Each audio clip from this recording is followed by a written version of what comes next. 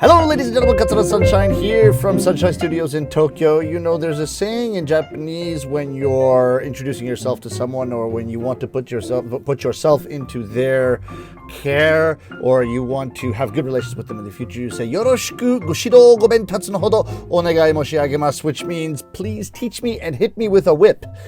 Basically, you're putting yourself in their service. You're saying to them, please be strict with me. Please teach me things. In our relationship, I can only gain from you, but I hope you don't mind. Those kinds of things. It's kind of a humble way of greeting someone, but this goshido no hoto, this part of it, I feel like I'm learning a lot, and I'm learning a lot from you, and I'm learning a lot from everyone. So here's the thing. I want to do Rakugo in Chinese. I'm hoping within this next 6 months that I can have a full Rakugo show in Chinese as well. And the reason is this. I did one video, and some of you may know about this video. It's the 47 different ways to say thank you in Japanese. When you get to the very top, it's nanto kansha moshiagete yoi yara kotoba mo gozaimasen, which means in order for me to accept the gratitude I feel towards you, there are no words, right? No words, right? even though I have 47 words right here, it says there's no words, right? You go to the very bottom, and it says the lowest one in Japanese is thank you. It's for some reason English is at the very bottom. So I have a video much more detailed than that. It's about that. It's a Chinese person at some point a couple of years ago took that video in English, put Chinese subtitles to it, put it on Weibo, which is the Chinese version of YouTube, and this got 8 million views. I had never heard what Weibo was at that point. And I had a show for 3 weeks off-Broadway at the Soho Playhouse. All these Chinese people were coming and seeing the show. And so when I was greeting people after the show, I said, I took one aside at one point. I said, is Rakugo so famous in China for some reason? And the guy looked at me and said, no, Rakugo's not famous in China. You're famous in China. I said, what are you talking about? I've never been to China before. And he said, give me your contact. I'll send you the Weibo link. And sure enough, there was 8 million views. 27,000 comments. I was a hit in China. I've never even been there. So I thought, listen, this is an English routine with Chinese subtitles. If I could actually learn Rakugo in Chinese, it'd be fun to go to Shanghai and to Beijing and all over China to perform. So this is kind of a dream of mine. And so this is the way I've decided to learn.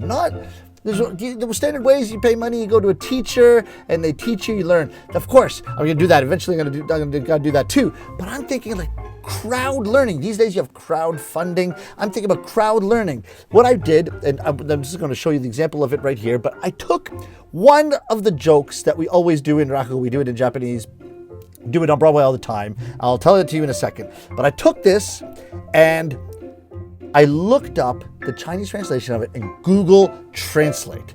Okay, so it's not going to be a perfect translation, obviously, but Google's getting very good. So I just did my best and tried to get a sense of it. And, I studied Chinese for a year in university, so I got a little bit of it. I got a sense of a bit of it. But you never know what Google's going to give you. So I did it. I memorized it. I put it on Weibo, and I put it on my YouTube channel. I have a Chinese YouTube channel. And then I put a note, a caveat, and a note saying, please correct my Chinese. This is from Google. So I don't know what it sounds like. If you have some time, let me know what would be more natural, what would be funnier, give me some comments. And this happened, it got on Weibo, got something like 15, 16, 17,000 views. I got 50 comments. So many people were generous enough to take the time to correct this point of Chinese usage, or say that this might be funnier and this might be more natural, etc. And so I put together a second one. And this is a quick shout out to Haoshen.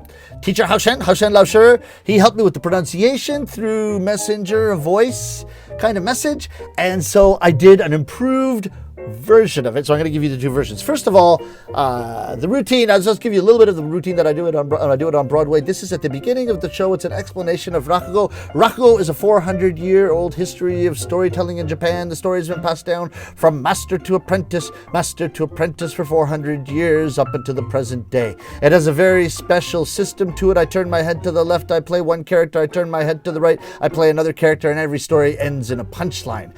The punchline is very important. If you don't get the punchline, then you've wasted a half an hour. So I'm going to give you a very short Rakugo story in order for you to put your Rakugo thinking cap on. This story is all of 15 seconds long. It is one of the shortest Rakugo stories ever, 15 seconds long, so you can set your watches. Now you know when the punchline's coming. So please pay attention. This is two ladies gossiping in old Edo, Japan. Did you hear? Mrs. Tanaka down the street fell flat on her face, and her face became completely disfigured. Oh, really?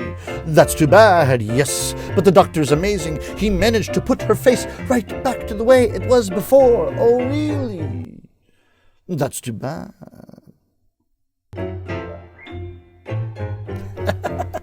So that's the one, and we Rakugo storytellers, we do this one all the time. We do it in Japanese as well. So here is my first version, the Google version of the story. Please enjoy. 一个有趣的日本故事。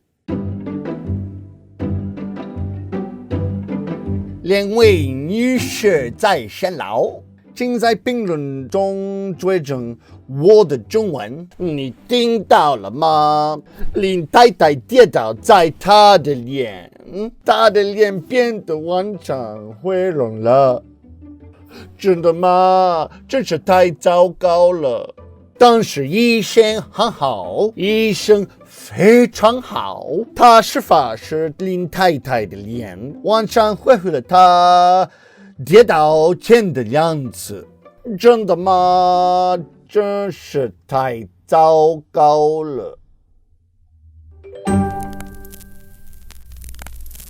Hey, how did that sound? One of my Canadian friends said that my Chinese sounded amazing after hearing that one, although they later admitted that they didn't know any Chinese. And so to anyone that doesn't know Chinese, I think my Chinese does sound pretty good. Actually, to Chinese people, probably doesn't sound very good at all. I thank them for enduring that 40 seconds for me, but I got so many different comments and was able to improve it. And so here is the perfected version. 这是一个好笑的日本故事，两位女士在闲聊。你有没有听说店中太太睡着了？睡着了，她的脸毁了，完全毁了，完全毁容了。真的吗？那太糟糕了。但是医生很好，医生非常好，医生恢复了她脸的样子。现在她的脸看起来和以前一样。真的吗？那太糟糕了。